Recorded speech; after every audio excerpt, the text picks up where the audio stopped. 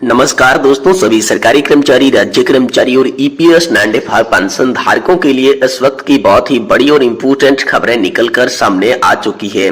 जहां दोस्तों आज की इस वीडियो के अंदर हम 3 मुख्य अपडेट के बारे में चर्चा आप सभी के लिए करने वाले हैं, जो कि पेंशन धारकों के लिए बहुत ही खास और इम्पोर्टेंट होने वाली है। जो पेंशन धारक पेंशन बढ़ोतरी का इंतजार कर रहे थे, साथ ही साथ 50% डीए का इंतजार कर रहे थे, एरियर को लेकर यहाँ पर जो है आप सभी के लिए बड़ी खबर है। फिक्स मेडिकल अलाउंस को लेकर बड़ी खबर है, यानी कि पेंशन धारकों के लिए तमाम बड़ी मांगों को लेकर हाल फिलहाल में केंद्र सरकार के साथ साथ राज्य सरकार और साथ ही कर्मचारी भविष्य निधि संगठन द्वारा बड़े अपडेट जारी किए गए हैं। सभी पेंशन धारकों के लिए ये अपडेट जानना बेहद ही जरूरी है। आज की इस वीडियो में हम जानेंगे कि ईपीएस 95 पेंशन पर बड़ी खबर हाल फिलहाल में सामने निकलकर आ चुकी है। निवेश, आय और सब्सिडी के बाद मुकदमेबाजी पर ईपीएफओ से पेंशनर्स में काफी सारी नाराजगी है। तो दोस्तों, कर्मचारी भविष्य निधि संगठन पर आखिरकार पेंशन धारकों की क्या नाराजगी है और इसको लेकर क्या बड़ी खबर आई, इसके बारे में आज की इस वीडियो के अंदर संपूर्ण रूप से जानकारी आप सभी को दी जाएगी। वही दोस्तों, कर्मचारियों और पेंशन धारकों के लिए बड़ी खुशखबरी है। केंद्र सरकार ने जारी किया है इसके लिए आदेश। तो आखिरकार केंद्र सरकार का महत्वपूर्ण आदेश क्या है और पेंशन धारकों और कर्मचारियों के लिए क्या बड़ी खुशखबरी है, इसके बारे में दोस्तों आज की इस वीडियो के अंदर बात करेंगे। वही पेंशन धारकों को शानदार तोहफा, पेंशन धारक हो जाएंगे मालामाल। जी हाँ दोस्तों, पेंशन धारकों को शानदार तोहफा मिला है। इलाहाबाद हाईकोर्ट का गजब का फैसला यहाँ पर आ चुका है। तो दोस्तों, आखिरकार हाईकोर्ट की क्या बड़ी फैसले आए हैं, इसके बारे में भी आज की इस वीडियो के अंदर संपूर्ण रूप से जानकारी आप सभी को दी जाएगी। इसीलिए आप सभी से निवेदन है कि दोस्तों आज की इस वीडियो को आप लास्ट तक जरूर देखिएगा। तो चलिए तीनों अपडेट की विस्तार से चर्चा करते हैं। सबसे पहले जानते हैं कि पेंशन धारकों को शानदार तोहफा, इलाहाबाद हाईकोर्ट का गजब का फैसला, पेंशन धारक हो जाएंगे मालामाल। आखिरकार हाईकोर्ट का क्या बड़ा फैसला आया है, इसके बारे में चलिए जानते हैं। लेकिन इससे पहले आप सभी से निवेदन करना चाहेंगे दोस्तों, आप हमारे चैनल पर अगर पहली बार विजिट कर रहे हैं तो दोस्तों हमारे चैनल को सब्सक्राइब कर दें और वीडियो की जानकारी अगर आपको अच्छी लग रही हो तो दोस्तों वीडियो को भी लाइक कर दें।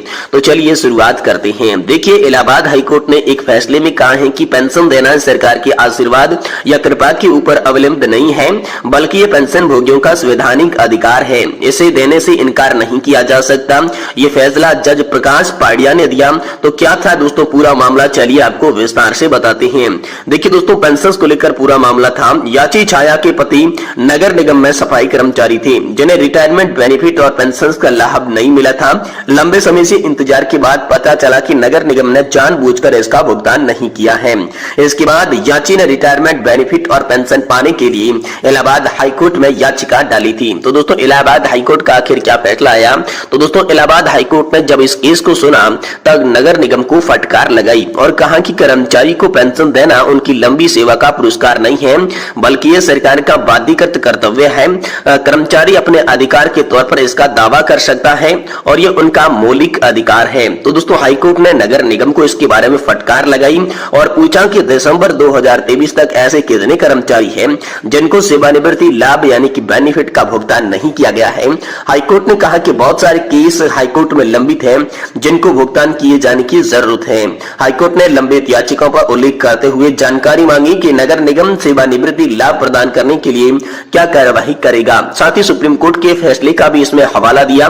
दोस्तों, इलाहाबाद हाईकोर्ट के आर सुंदरम तमिलनाडु बनाम राज्य और अन्य केस में दिए गए सुप्रीम कोर्ट के फैसले का हवाला भी दिया, जिसमें सुप्रीम कोर्ट ने कहा था कि पेंशन को रोका नहीं जा सकता।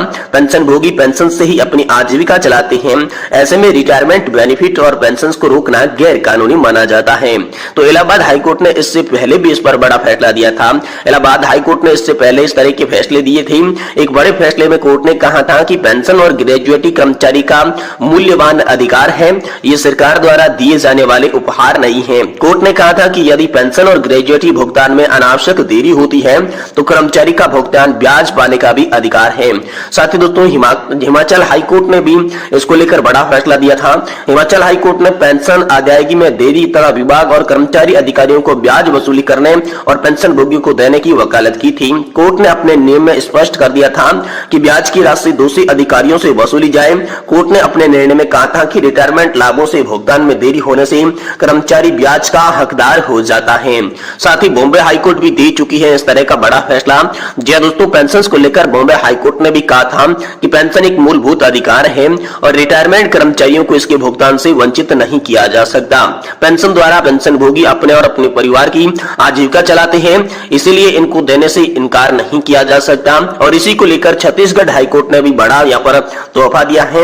छत्तीसगढ़ हाईकोर्ट ने कहा है कि कर्मचारी की ग्रेजुएटी और रिटायरमेंट लाभ उसकी संपत्ति और संवैधानिक अधिकार है।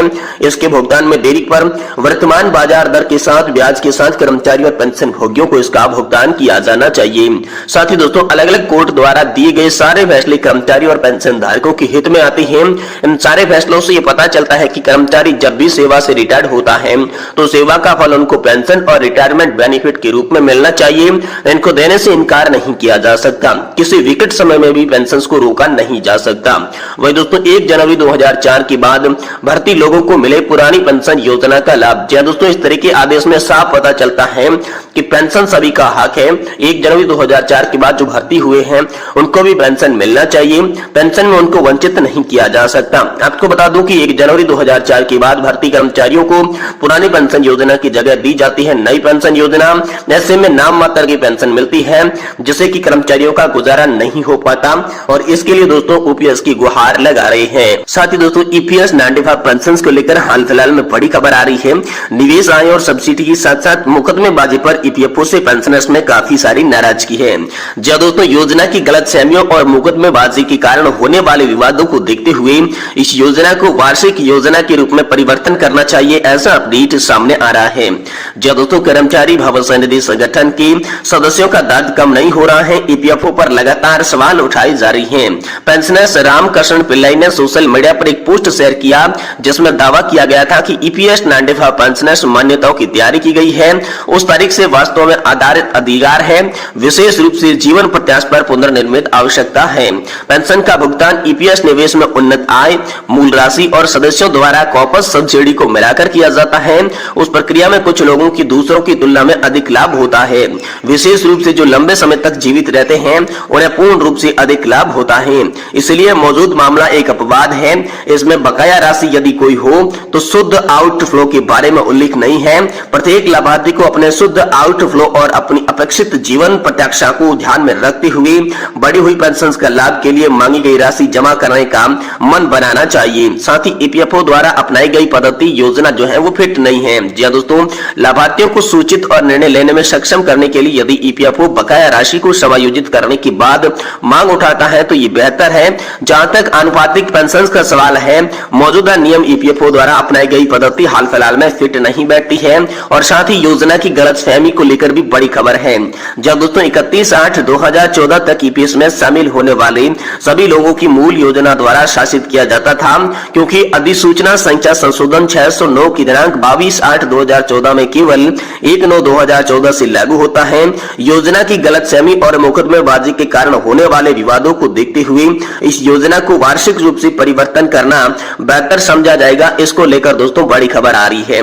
साथ ही 78 लाख पेंशनधारियों के 4 करोड़ परिवार। जी दोस्तों एक पेंशनर्स ने सरकार पर गुस्सा उतारते हुए लिखा कि इससे ऐसा प्रतीत होता है कि 78 लाख पेंशन धारकों के 4 करोड़ परिवार और केंद्र सरकार अपने सभी योजनाओं से वंचित कर गरीबी रेखा से भी अति गरीब रेखा में डालने का मजबूर कर रही है। गौर करें तो दोस्तों केंद्र सरकार की सांसद विधायक 3 से 4 पेंशन प्रतिमाह ले रही है, जबकि वह जनप्रतिनिधि कहलाते हैं। यह कहां का न्याय है कि इस विशेष विचार की आवश्यकता है और वर्तमान समय को देखते हुए ठोस यहां पर निर्णय लेना चाहिए, क्योंकि जो सांसद है जो विधायक है वो 3-3, 4-4 बार पेंशन ले लेते हैं, लेकिन 40 साल पर यहां पर सेवा करने के बाद 40 साल की नौकरी करने